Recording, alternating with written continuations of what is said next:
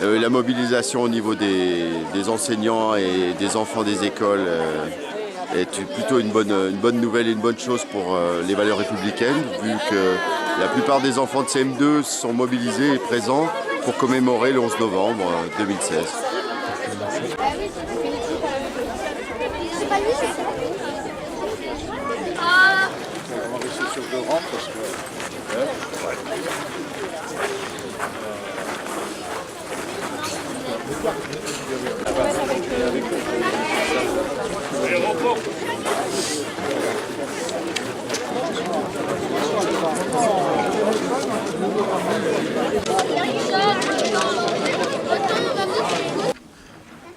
Aujourd'hui, 11 novembre 2016, nous commémorons le 98e anniversaire de la fin du premier conflit mondial. Mais nous rendons également hommage aux morts pour la France, civils et militaires, aux victimes des guerres d'Indochine et d'Algérie, et les combats du Maroc et Tunisie. Cette drôle de guerre qui ne devait durer que quelques semaines et qui s'est prolongée pendant 4 ans, a fait 10 millions de victimes. Notre devoir est de perpétuer le souvenir de tous ces soldats morts pour défendre notre patrie, notre liberté, et d'honorer aussi toutes les victimes de toutes les guerres. Attention pour les couleurs. Envoyez.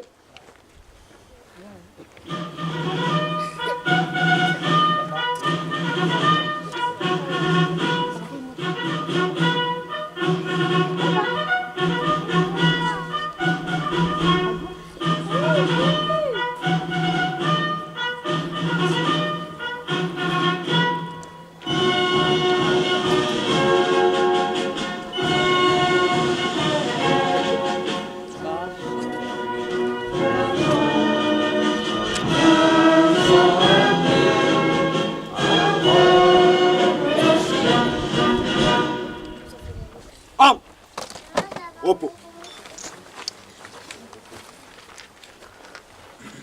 Je vais vous lire le message du secrétaire d'État auprès du ministre de la Défense, chargé des anciens combattants et de la mémoire.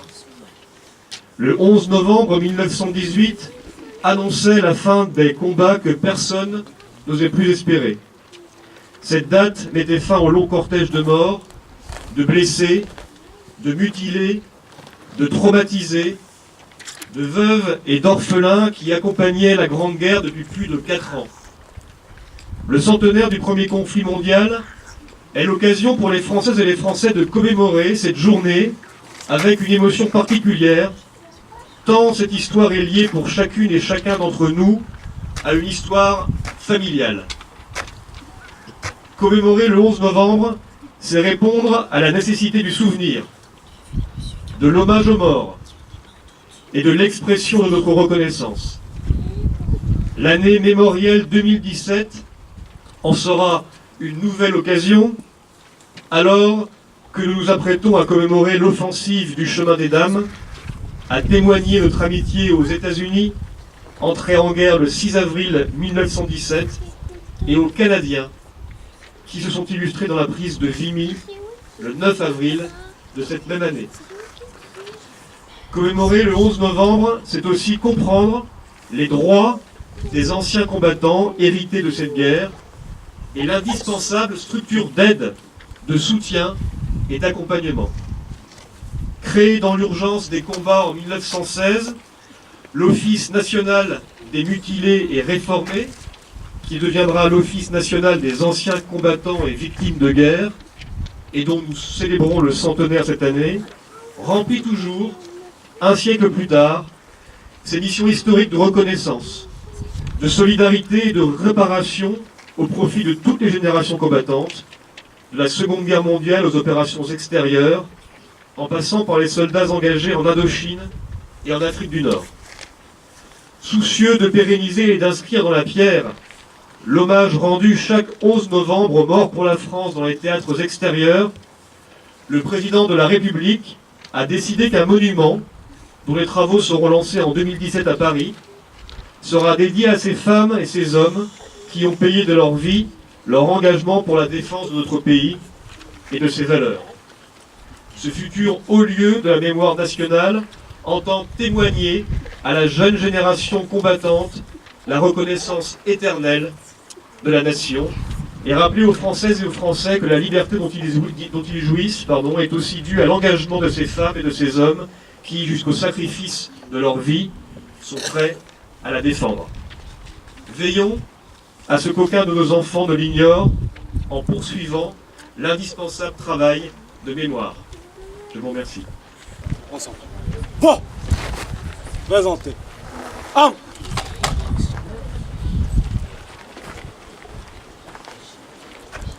Pour les anciens combattants prisonniers de guerre et combat d'Algérie, Tunisie, Maroc, Monsieur Ange Juge, président, Monsieur le maire Loïc de Reval et moi-même.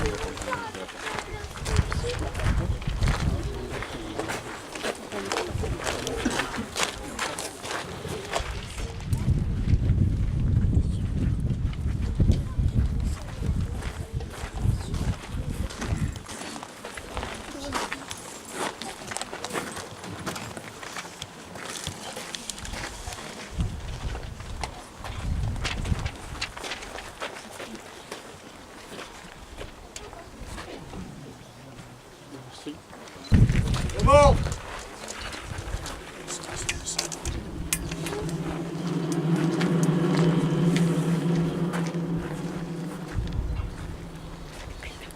Pourquoi il fait ça?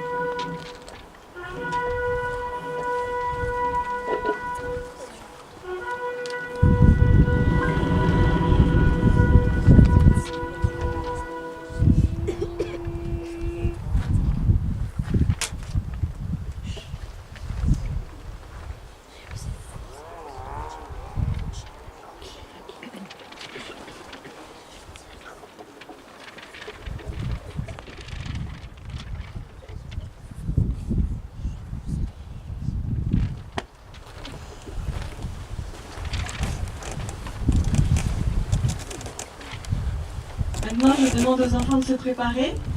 Nous allons tous chanter la Marseillaise avec eux.